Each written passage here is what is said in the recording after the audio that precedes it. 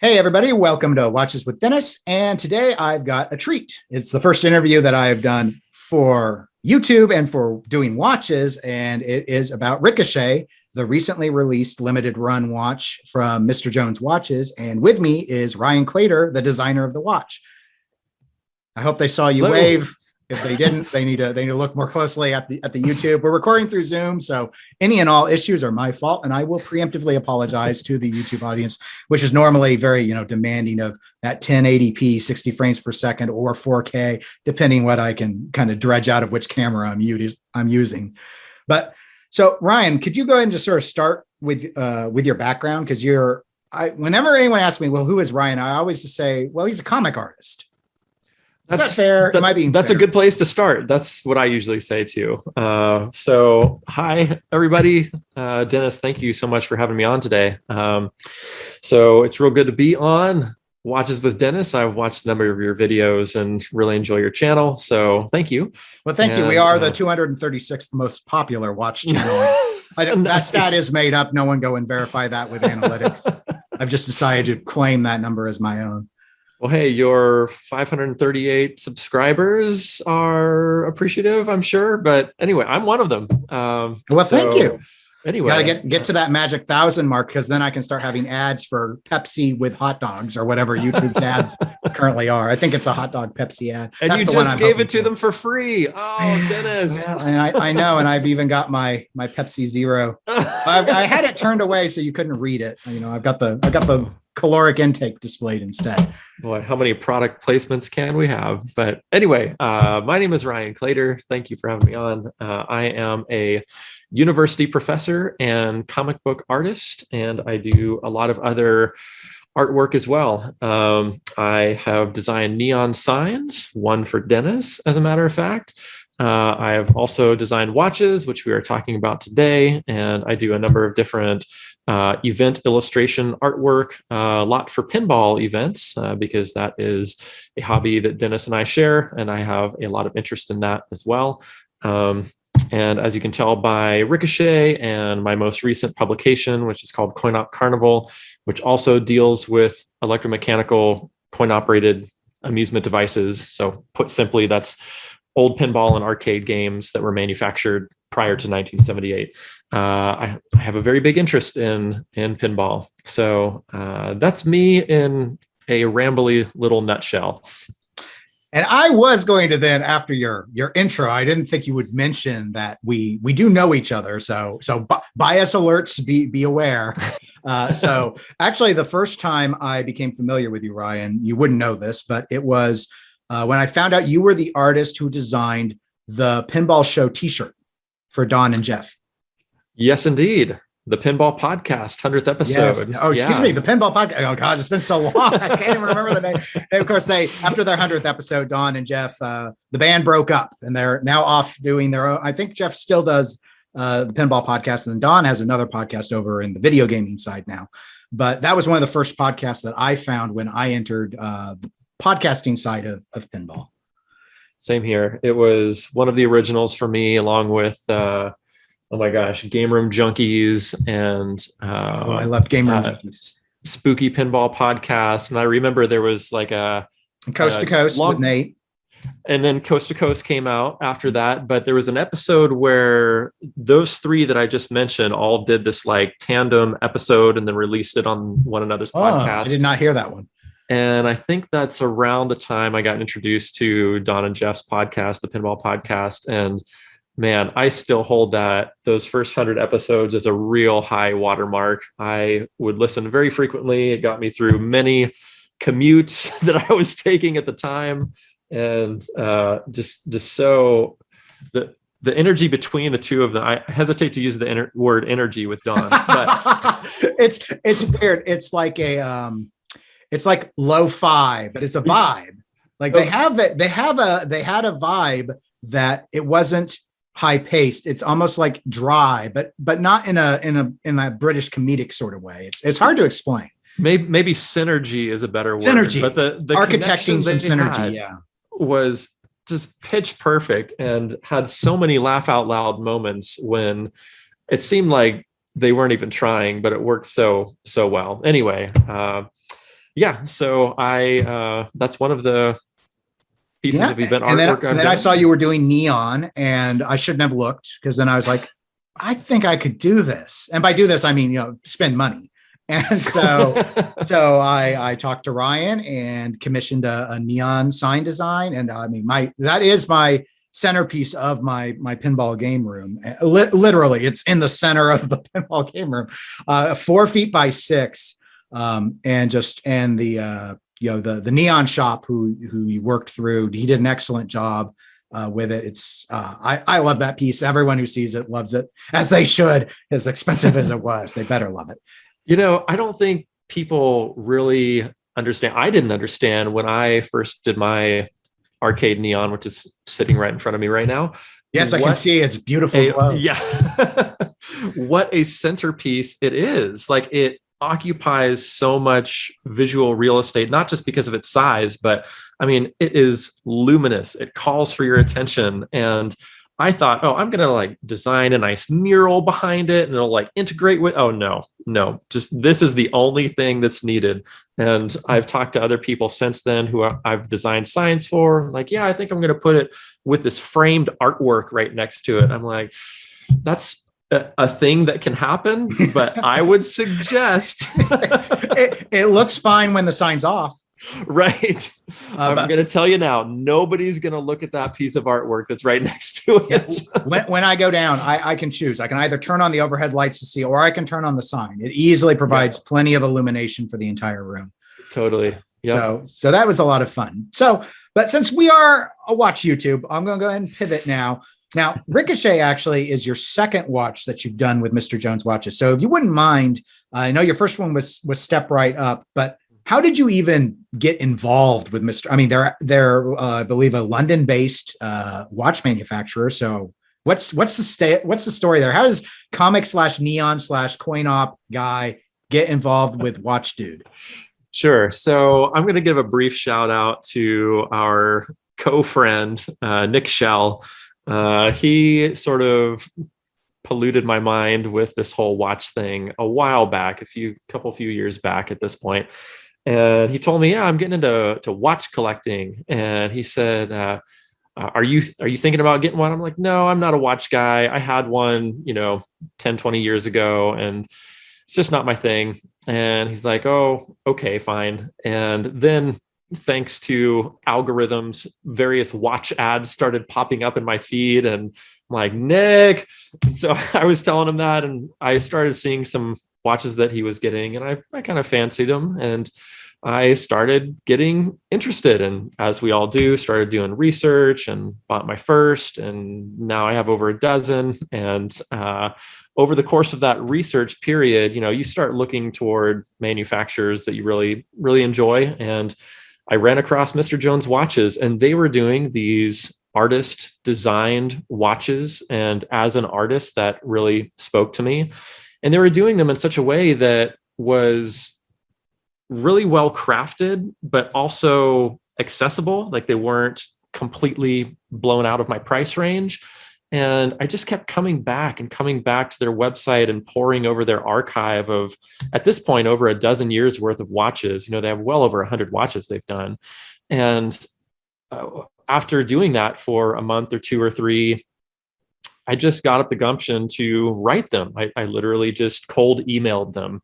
And to my surprise, a day or so later, the company founder, Crispin Jones, emailed me back. And, my message to him was, in a nutshell, hey, I love your watches. I'm an illustrator, would love to work with you sometime. And he wrote back, in a nutshell, we looked at your portfolio. We love what we see. Let's talk about making something together. So that was the origin of Step Right Up. At that point, we talked about each of our respective timelines. I said, hey, I'm a university professor. I'm teaching right now and pretty swamped, but in like 2 or 3 months, then I'm going to be on summer break and I can devote a lot more time to this. And so long story short, that's Step Right Up. And that came out in August of 2020. And that I'm pretty proud to say was a record-breaking watch for Mr. Jones Watches. It had a record-breaking sellout time of that limited run, and I think it was a couple hours that it sold out in. And this is sort of a funny story. I've since become friends with Honorio DePiro, who designed their Number Cruncher watch.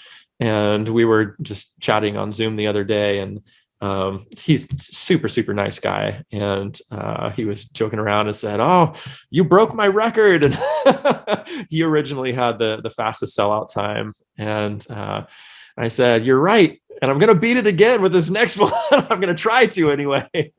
Because, when Step Right Up came out, nobody had any clue that Ryan Claytor was going to release a watch design with this London-based company. Like, nobody knew what was going on. And I was under NDA, so I couldn't say anything until the second that it came out. But then I was all over social media, my email updates, Pinside, anywhere I could go to let people know this thing was out. And, I think that had an effect on it selling out pretty quickly. And I did that because, I wanted to make a good impression on this company that I just started working with. And so, that happened, and we started talking about ideas for a second watch. And they said, "We'd love to do another one with you." I said, "Great, I would too." And they said, "Do you have any ideas?" And I said, "Yes, I have several." And so I forwarded them a few new designs. And we ended up choosing Ricochet, which we started working on together. And there was this really collaborative process of making this watch, of figuring out a direction of the movement. For Ricochet, I originally had this jump hour movement turned 180 degrees because I thought, well, we need the numbers in this certain position over here, over on the left side, because the players were facing to the left. But they said, well, why don't we flip this around, and then the players can be facing to the right and the pinball machine can be on the right-hand side. And then the crown can actually be on the right-hand side of the watch. In fact, if you look at Mr. Jones' watches, there's a crown side, and there's another side that looks like there should be a crown there, but it's nothing. It's just a logo spacer in there. And that's because if you turn that movement 180 degrees inside the watch, the crown can go on the left side if you want it to, and reposition the numbers and, allow there to be a little more flexibility in the design. So anyway, we were talking about that. I said, "Oh, that's brilliant. I love the fact that the crown's on the right-hand side now, because it was only on the left because I thought that was the only position that would work." And then once we got into it, they were talking about, well, we do gilding as well. And what do you think about these gilded bots? I said, that would be amazing. But they've only done gold and silver. I think it's palladium and silver before. And I said, is there any chance that we can do a copper gilding as well and triple gild this thing? And they sent me the gilding website that they order from, and they did have copper. And I didn't know if it could be done. They'd never done it before. But they said, yeah, let's give this a try.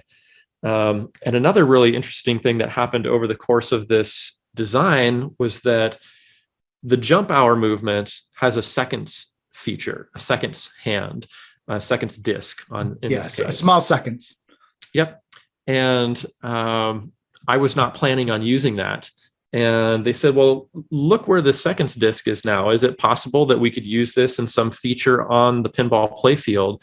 And my mind went to another universe at that point. That would be so cool if we could use that and integrate it and allow there to be a little more interactivity with the visuals of this watch.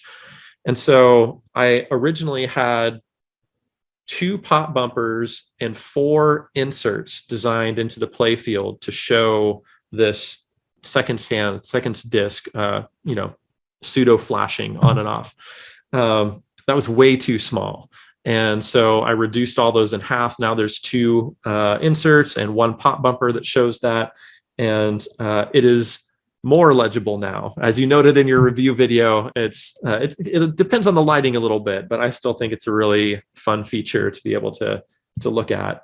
And I'll have to give you a Watches with Dennis exclusive that nobody else has heard of yet about exclusive. Are you ready for this? Am I talking too much? I feel no. Well, it's okay. It's an interview with you, not an interview with me. So, about that seconds disc, you've seen that there are elements of a light color and elements of a dark color, which make those pops and inserts look like they're flashing. So there's actually a pattern to that disc, on, off, but it's done in such a way where the ons and offs are long and short. And I did it in such a way that the pop bumper spells out my son's name in Morse code, and the inserts spell out my wife's name in Morse code. So not that anybody would know that or think to look for it, but they will now. So it's an Easter egg, essentially within an Easter egg. Because to me, it's a really cool. Since it's so subtle, I think what ends up happening is people who get the watch. I mean, if they didn't watch any of the videos, and as quickly as this sold out, you didn't have time to watch no video. You had to buy the watch right away. When you start looking at it, you're like, wait a moment, why is there movement underneath these? And because especially I think in the review video I shot, when sitting there, you can start to notice if you look at it for a little while, especially in bright lighting. I think that it's more that the gilding on the robots is so visually attractive that the eye is almost always drawn to that, and you have to force yourself, even next to the time itself. I find that I'm always drawn to the robots, not only because they're so shiny, and who doesn't love a good shiny robot, but also that foil gives them a texture. Plus you did a whole 3D effect with, you've got that purple backdrop, which kind of looks like an arcade behind the pinball machine where the time is being told in the back box, and the robots are there, playing and admiring the score. Yeah, this was a really labor-intensive watch to manufacture. I mean, we talked about the triple gilding process, which each one of those has to be its own separate hand-done process. So that's not quick. On top of that, there's like double-digit amounts of colors being laid down on that glass, and that's only one of 5 different surfaces that they have to do printing on. They have the glass, they have the hours, they have the minutes, they have the seconds, and they have that dial behind, that purple arcade that's behind there. They had to do a lot with this watch. And to be honest, I'm surprised that they weren't charging more. They charged their typical higher tier price of Mr. Jones watches with the jump hour and the automatic movement to it. But yeah, they worked their butts off on this thing, and I'm so excited with how it turned out. Well, it looks great, just visually. And in full disclosure, I never did get step right up. No one told me. I got up too late. And Nick Shell is responsible for me getting into watch collecting as well. I've always worn watches. I've been into watches since middle school, but I wore the same watch for like a dozen years. And then I knew he was into collecting, and that got me thinking. But then when the pandemic hit, and it's like, well, I have a wallet and I have internet, and and I don't have any more space for pinball machines. And it's such a hassle. So all of a sudden, and so now I bought my 13th watch today. And your watch was number 12. So, but, and I honestly, this is going to, in some ways, it's not meant to come across as snobbish, but your watch actually was quite affordable compared to most of the watches, at least the ones that I typically choose to look at. And I'm not like going out there and buying a bunch of, Patek Philippe's and Audemars Piguet's and such, but I mean, it's sub $500. That's quite affordable for a mechanical movement. As you noted, it's a jump hour watch. It's a full mechanical watch. And I didn't even know jump hour movements were obtainable at that price point. And as you showed in your video too, it's pretty darn accurate. Like I've always wondered that about Mr. Jones watches, but I don't have the time grapher. I haven't invested in that. So it was really interesting for me to see your review video and plop that thing on the time grapher and, whip out that micrometer and figure out all the different dimensions and confirm. Yeah. I had no idea. I mean, because the movement in it is a Seagull movement, which is a Chinese manufacturer. Seagull, though, bought a lot of Swiss equipment when they set up back in, I don't remember, it was the 50s or 60s. They basically bought a Swiss factory and put it in China. They have good stuff.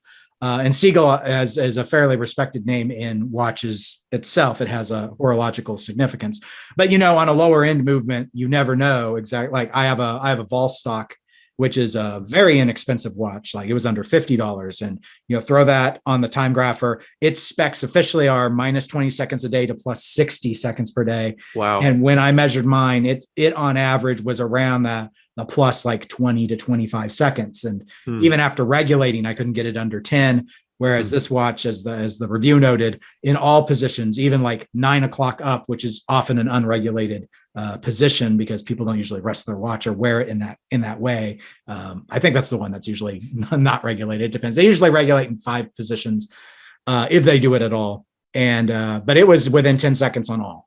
It was like -2 to +8 was my range. So very accurate when you consider, Kosk standard is -4 to +6. So it's pretty close. I mean, you end up usually having to pay a lot to get that little bit further, but that's the weird world of watches where it's like, hey, we're going to gain a second. So you're going to pay $4,000 more.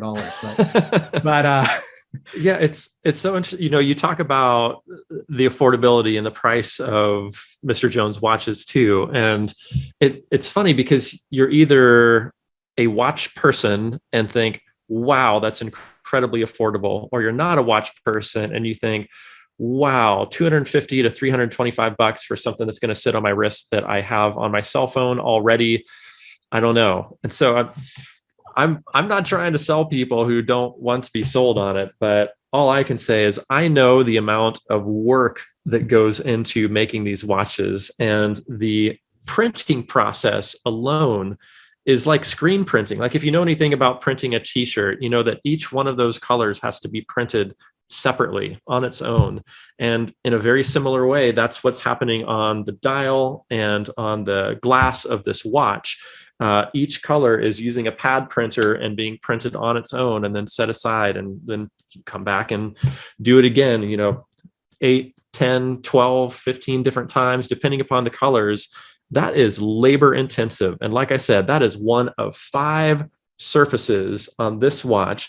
And that's not even including the gilding. So this is a steal as far as I'm concerned. I know I'm biased, but I think they do amazing work. And this is something I think was very smart about Mr. Jones watches that I don't see on a lot of watch manufacturers' websites that I've been to. And that is, there are videos showing the handcrafting aspects of various steps of the process. So you actually can get us. And that's kind of where watch people, which, by and large, people who are watching this are watch people. It's the name of the channel, Watches with Dennis, and not non-watches with Dennis. But the idea of, especially with mechanical movements, usually there's a sort of there's the romanticism of the mechanical movement in itself, which attracts a lot of people to watches. But there's that handcrafted aspect that, by and large, Swatch had a fully machine-made watch, which was a fascinating thing that they did. Fully machine-made, I believe, mechanical watch as sort of an interesting experiment. But almost even assembly lining on watches still requires certain even the robotics of Rolex rely on certain aspects that still need handheld individuals to intervene on the watch at some point. And so when you realize, well, you got to pay for that labor, it's time consuming. Especially for a small manufacturer where it might be the same person doing all 100 watches. You think about that and you're like, this wasn't $1,000. I was surprised, but in a good way. Cause I was like, because when these went on sale, as we have both noted a couple times now, you did not have a lot of time to, we knew this watch was coming. It was being well teased. You were sharing a lot of stuff from Mr. Jones watches. So those of us who were familiar with your artwork knew this time. I had someone, even before you had announced it, someone had emailed the company and found out the hour that it was going live and told me, and I did not share it because I was like, screw you guys. We're not, this is not step right. I am not getting stepped right over like I did on the prior watch. That was a bunch of crap. Do you know? Do you know who I am? the joke being that, Ryan's fairly well known, if you couldn't tell, in the pinball hobby. So a lot of people really wanted that watch. And this one, you mentioned, set the new record. So what is the new record, if you're allowed to share the new record? Okay, so I'm going to step back just a little bit about the lead up. I'm going to pun my way through the watch that I never got. You know, I had someone say, "Hey, I know someone who I think just bought it because it was Ryan's and never even opened it. Do you want it?" I was like, "Oh my gosh, yeah." And then I never heard back. Never heard back. Just left me hanging. I'm like the Charlie Brown of pinball, apparently. You need to follow up on that lead because, yeah. Anyway, so you were saying leading up to Ricochet and my second design with Mr. Jones watches, I was under NDA. Like I could not say anything, but I was following their feeds pretty closely. And like you said, they were kind of leaking these teases. And I made sure not to say anything more than what they were saying. But like you said, now it was in people's consciousness that, hey, Ryan's done this thing before. And now there was an awareness. And I think when that hit, people were ready. But yeah, I was surprised at how fast it did sell out. So how fast did this one sell out? Depending upon who you ask, I had people in the pinball community who were messaging me and telling me that they could no longer buy anything. It said sold out in 26 minutes. I had Crispin Jones tell me, congratulations on the 35-minute sellout. So, you know, it's somewhere in that half-hour range. I'll probably just say half an hour from here on out, but it was fast for 100 watches, in my opinion.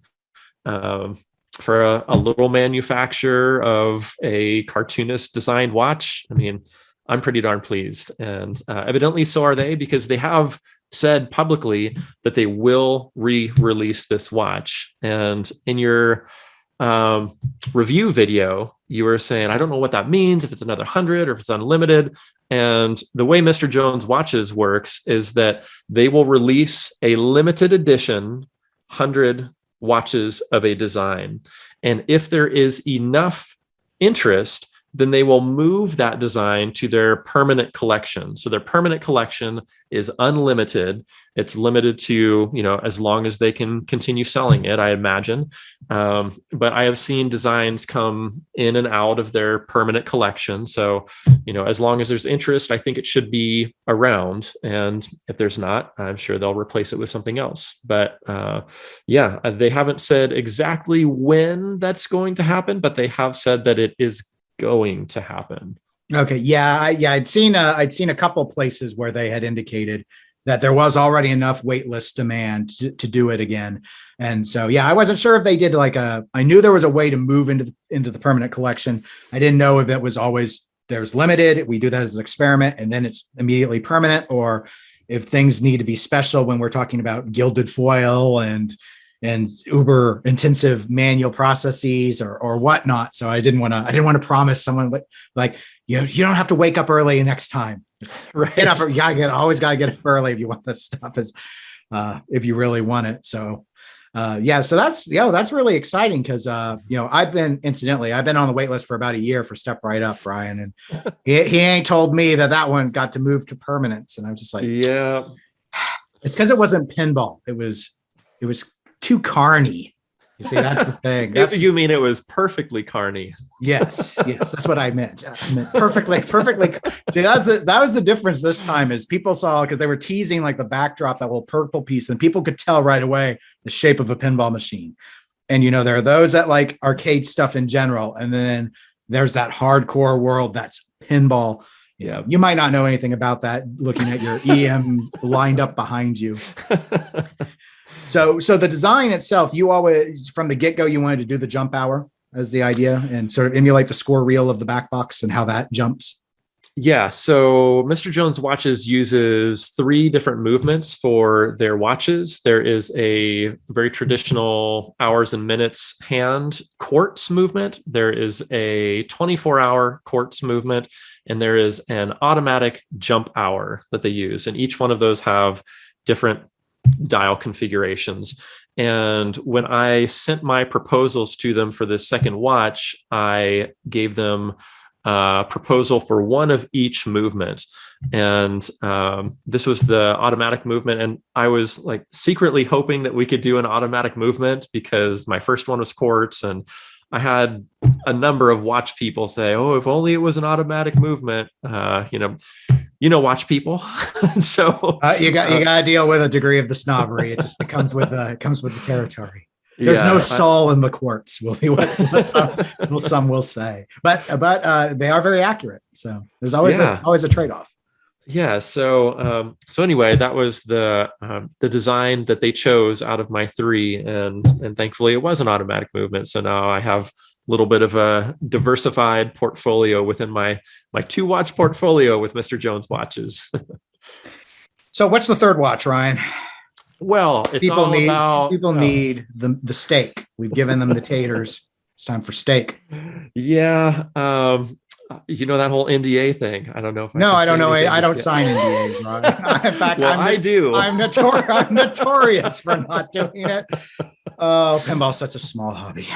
Oh man. Yeah. So can't say anything beyond Ricochet, but I sure do appreciate you talking with me about this one, and step right up. And my experience designing for Mr. Jones watches. That's like I said, I tried to outline very briefly. It's a really fun, collaborative process with them. And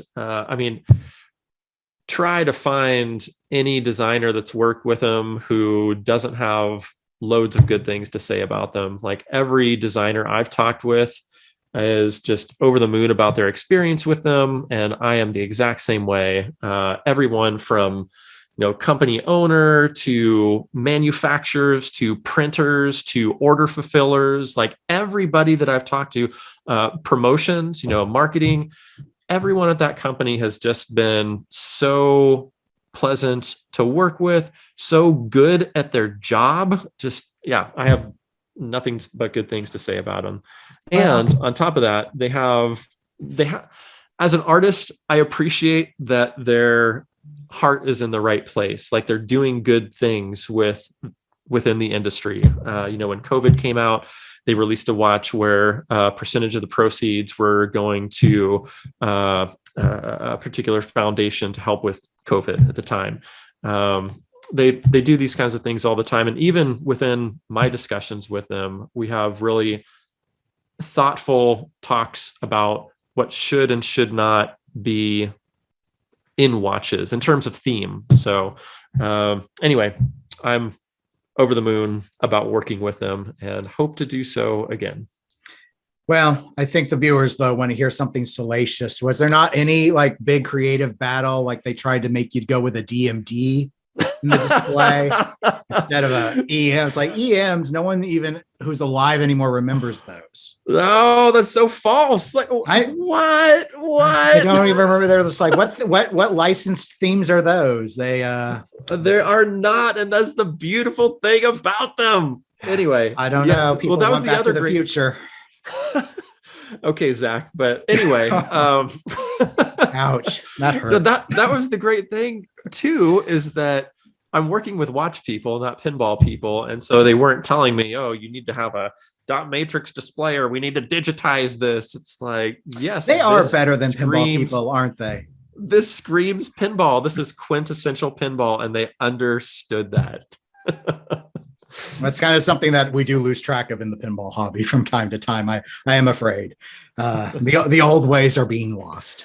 I suppose it's inevitable in anything, though. In watches, they really celebrate old ways a lot. Hence that pressure for those mechanical movements.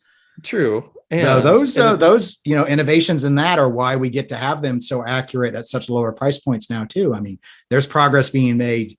Just because we use pallet forks doesn't mean it can't get better. So. Yeah. And to jump back to your pinball analogy of pinballers not appreciating the history of pinball, there's this great little publication called Coin Op Carnival. You may have heard of it, really celebrating the electromechanical era of pinball machines. Maybe you can put a little URL header down here pointing people toward where they might be able to find that.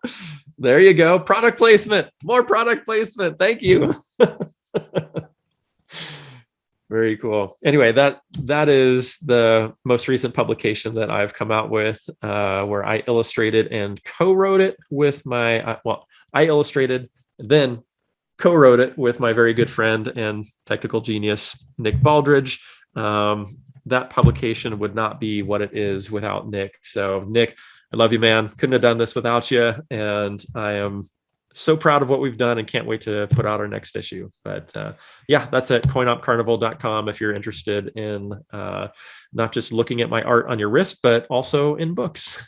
So you can still get the first issue?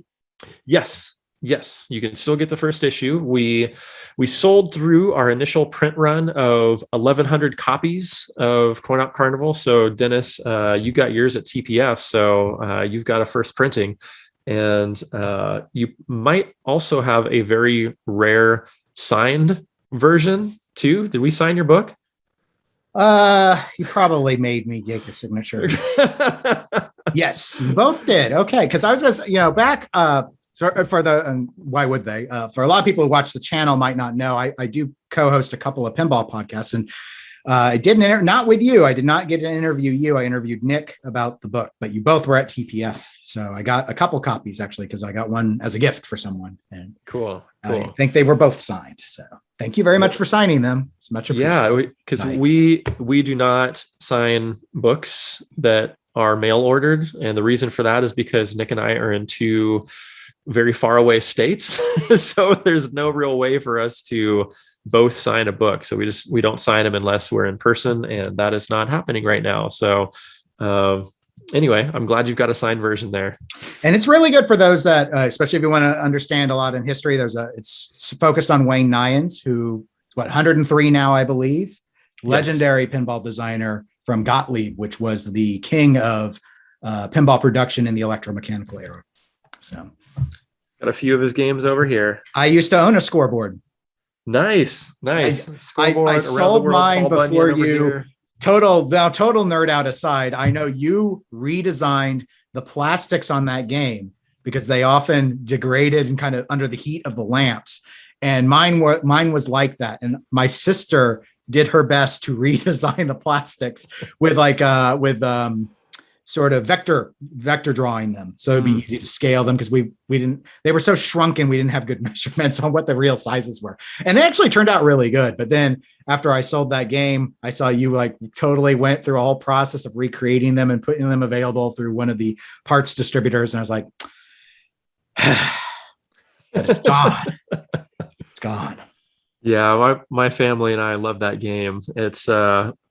It doesn't get a lot of love from wood rail enthusiasts because, they like the single players with the deeper rule sets, but it's a rare 4-player wood rail. And I don't know, it's got a really fun but simple rule set, and one where it's anybody's game, and so I can play with my wife, I can play with my 8-year-old son, and we can all get on there together, and we never know who's going to win. So it makes it really fun in our house. I liked two things about it. First was it's what I categorize as a center pop game, has a pop bumper beneath or aligned with the slings. And that was not done a lot. And it was mostly done actually, I'm only aware of one non-EM that did that. And I've never been able to play it because it's a Sega of Tokyo that was only made for the Japanese market. And then the other is also a rarity for an EM era pin, especially one that old, 3-ball game, not 5. Dedicated 3-ball game. You cannot change it to a 5-ball game. The back glass doesn't have light. It doesn't have spots to show you 5. And I was surprised when I saw that, as old as it is. So very mysterious, but well, clearly we're diving into the pinball section, which is I'm going to leave it in. I'm going to leave it in for folks, but it's no way related to watches because I can nerd out about that. There's pinball on the watch, so that's true. And so anyone, you can still go and read up and watch the videos about it on Mr. Jones' website. They seem to keep that up even on the watches that are not in the permanent collection. And as noted, this will be going in the permanent collection. I believe you can still get on a wait list to be notified too by going to the website. They have a sign up method, so you can be told when it's available to be able to make the purchase whenever they decide to do the new run. Now, I read some in discussion somewhere that when Mr. Jones moves to the permanent collection, they have always made minor adjustments to the watches. Is that visual or do you know what those minor adjustments tend to be? Are all the robots going to be pewter colored now? Typically, when watches move from a limited edition to a permanent collection, there is a minor change in color. And usually that's one plate in the watch. So maybe the background would be a different color than purple, or maybe the pinball machine would be a different color than a blue playfield, or something to differentiate it from the limited run, so that it's very easy to tell this is limited, this is the permanent collection. I don't know if that's for resellers or just to keep the limited edition run folks happy. But aside from that, it's essentially the same thing. I have limited edition. I have permanent collection Mr. Jones watches. I have probably over half a dozen of my watches are Mr. Jones watches at this point. And, they function the same. They don't change the movements. They don't change what's inside. It's just a slight change to one of the colors. Okay. Yeah, I'm going to guess probably for you got the LE people can be very whiny, just like in pinball, very whiny. So you gotta make them happy. Though the branding is on the back of the case too. So that I suppose if someone were to try and sell one and only show you the dial, it'd be nice to visually. I guess I don't know. I've never been a big LE person. It's like if I get them and it's an LE, great. If not, that's okay too. Same. It's for a market who is not me, but I'm glad that market exists because we had a great run on that first limited watch. So yes, nanny boo boo to those that failed to get it. But to those who got Dennis's nanny boo boo, it is getting reissued, so you can also have one. Yes, just not the one I lost out on, just the one you all lost out on. Charlie Brown, yet again, just hobby. Well, Ryan, thanks so much for agreeing to do the interview and taking time out of your evening to talk with me about your Ricochet watch. It's great. It looks so good under macro photography too. And I have not done a lot of macro photography. I didn't have the equipment to do it. And I got a new camera that could actually get up close and just that watch catches light so well with that gilding that it almost made it too easy to do. It's hard to photograph this watch because of the different surfaces. Like if you don't have the gilding in the light, it looks a little dull. If you have it in the light, then you can't see the rest of the watch. It's like you almost have to kind of see this one in person. I hate to say that because it sucks for the billions of people who are not the 100 who got the initial one, but hopefully there will be another chance here soon for everybody else to share. Let me pose a question to you. So what's the next pinball show that you anticipate being able to go to? I am not going to any pinball or comic conventions in 2021, period. I'm not doing it. I have a young son who is not vaccinated, and we are still hunkering down pretty hard in our house. I don't know. I don't know. Okay. I hope that it's in 2022. We'll see how it goes. Well, then, I don't really need that part to ask the next part anyway. Assuming you eventually at some point get to the next show, the very first next show that you go to, I want you to guess how many people you will encounter that are wearing a Ricochet watch, LE or not LE, doesn't matter, So the timeline was going to be kind of helpful because if it was, something like Expo this year or TPF next year, probably would only be LEs and you might need to keep your numbers suppressed. So I'm afraid you've boxed yourself into having a more challenging projection because instead of being up to 100, it could be up to whatever. You still have to guess because I have to play my games. Oh, man. I don't know. Are you playing this game too? Do you have a number in mind? Yes. Now I'm defining it as not how many people necessarily be at the show with the watch, but will actually come up and will be like, "Hey, Ryan, I got my watch on." And I did not wear Ricochet to this because I thought it would be like wearing a rock band shirt to that actual band's concert, and that's just like really nerdy and not cool. So I was afraid you were going to ask me something about the watch, and I'd have to reference it to make sure I knew what you were talking about. The band gets to wear what it wants. The audience is like, it's Metallica. You can't go with a Metallica shirt. I wore my very deformed now TPF shirt from 2019. Nice. But my guess will be 5. I think 5 people will come up to you and point out that they have your watch at the show, whatever show it is. I think you have 5.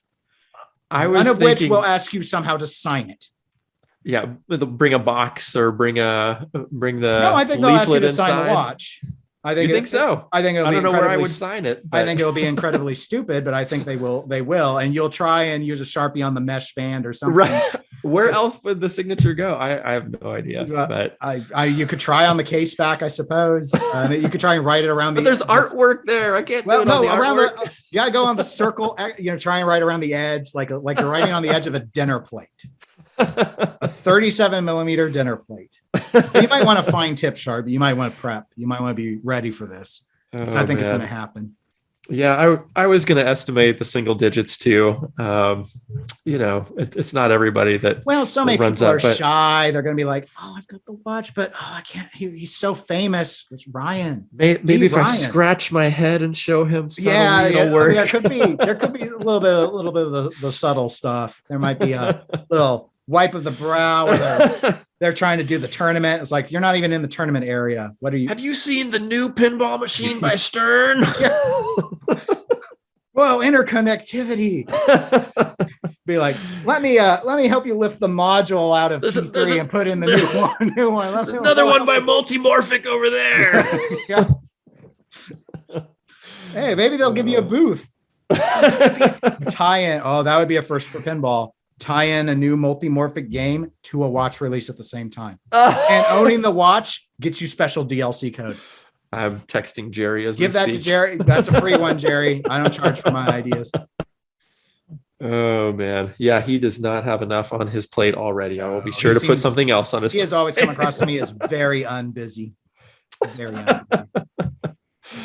Oh, man. Well, hey, Dennis, this has been super fun. I really appreciate you giving me the time on your channel to chat about my work. This is great. So thank you. And thanks for giving us something new and interesting to look at and appreciate and enjoy and tell time with.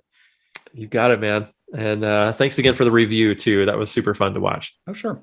I love reviewing, except for the time it takes. It's fun to do all the my reviews are all very measurement oriented and kind of like, oh, these are the things I like about watches and these are the things that I don't, and just sort of point out different aspects. And I don't, because I had someone once ask me why I don't do letter grades, and it's like, well, my problem with letter grades is then you're starting to rank everything against each other. You can box yourself in and look pretty foolish if you're not really judicious on objectivity on that. And I just find it a lot easier to say, not everything that I like bracelets, and some people are going to prefer straps. And so my bias towards bracelets, it's just easier for me to say, this came on a bracelet. I appreciate that it came on a bracelet. This came on leather. I wish it had come on a bracelet. Or like me and rotor wobble, and my disdain for Valzu movements because I can feel them spinning for 5 minutes after I pick up a drink. Other people love that. It lets them, reminds them that the watch is there. So it's just fascinating, just like pinball, the subjectivity of that. I don't want to grade on that aspect. All I can do is say, these are the things I like about it, and these are the things I don't. And just sort of, a lot of people who look for watch reviews just want things like the measurements and specs anyway. They want to know how accurate it is. They want to know, one of the interesting things about the watch is 37 millimeters in this day and age is seen as a fairly small min-size dial. The lugs on this watch are pretty beefy. That watch really hangs. I think that's a convenient time for you to show it on your wrist to show just how big that spread is. So, it really occupies a lot of space. So something where if someone were to read 37 millimeter, they're going to think, oh, that's kind of like a dress watch, isn't it? It's like, well, aside from the robots and that it's got really big lugs, maybe, but with robots and with the lug width, as long as it is, the lug to lug, I think you're going to find it can actually be pretty casually worn by some pretty large wrists. But I like that. The dress wood rail pinball watch. Yeah, just trying to imagine you getting out your, you're in your tux and you're just like, oh, I better, the opera's about to start. I wonder what the palladium gilded robot thinks of this. Is a fan of Paganini or not. I don't know. Yeah, I like what you were saying, though, about boxing yourself in with the ranking system, which reminds me of your Creasel the Top 100. I would imagine that that came into play a little bit when thinking about maybe I won't do a ranking system for pinball these. Pinball show segment. Or maybe that was back on the TWIP podcast segment. Yeah, I suspect my co-host may have been trying to box me in, probably because he has a YouTube channel where, Straight Down the Middle, where he and his co-host review pinball machines and give them all B pluses. And so I'm always like, well, but you see that is to not get boxed in. That's the natural side effect. I normally would bring up video games and say, that's why you see the 7 to 10 scale so much. They don't want to use the full scale because then you're going to run into, and this is my theory, you're going to run into people going, well, why'd you give this a 6 and this a 5? The game with a 6 has so many more breaking bugs. Are you dumb? And then people will be like, well, there's 3 years between those 2 reviews and my tastes have evolved and what triggers me is different than it used to be. How do you explain all of that unless you constantly go back and rescore everything? Right. So it's folks, if you're doing reviews, it's dangerous ground. And to be fair, I love score grades because sometimes I just want to read numbers, but from a practitioner standpoint, you're safer not doing it. You're just safer. Don't be a B pluser. Like your review of Ricochet anyway, I thought it was done really well in the sense that it was very logistically oriented at first, but then there was like a transition talking about some of those logistics and how you felt about them. Mm-hmm. I thought it was really well done. But you do need another light for those macro shots. It looked like you had a desk lamp spotlight or something. And, with the recess of this watch, it helps to have, in the video, lighting. What I realized after my second edit, because then I screwed up and I had not put the disclaimer that I called it a 57 millimeter watch. Which was me brain hung up on the 50 meters of water resistance still, because I just said it the sentence before. So I knew exactly why I said it. Same reason why when I got in a rush, I started calling it Mr. Watch instead of Mr. Jones Watch. It's like, I just start shedding words because I believe in efficiency. Is in this room where I actually filmed it at my computer desk here. I have an overhead lamp, and normally for I've got extra lights on right now so that I'm not totally in the dark here. And the problem was with that sapphire crystal, it caught that light. And so that was not actually I had a close-up lamp I kept out of the frame, but shooting it through the camera, I didn't notice the lamp until I was editing. I was like, well, it's not always in frame. So we're just not, because it's like, do I reshoot the whole video? I have less than 1,000 subscribers. They'll let me go. They can vote. They can thumbs it down and go, come on, Dennis, get that stupid ceiling fan light out of the way. I just out of habit added on. So, yeah. Well, once you hit 1,000 subscribers, that product placement money will start rolling in. You can get those nice umbrella lamps. Then based off of that and this interview, I'm sure Mr. Jones Watches will probably just start sending me free watches just to have me review them. I would imagine not, but okay. Well, you think they'll AliExpress me? I hear AliExpress does this with certain watches for the big channels. Oh man, I should have designed something for Ali. Yes. It would be interesting to see your artistic vision with the $12 price point. I look forward to what you can do with one color. The dial. One pixel. You get one color as long as it's black. Have fun with that. We only work with 72 DPI files. JPEG only. Lossless. What does that mean? We don't know. Oh, man. Okay. I've drug you on too long. So I'll go ahead and say thanks. And thanks everyone for watching. Much appreciated. Thanks, Dennis.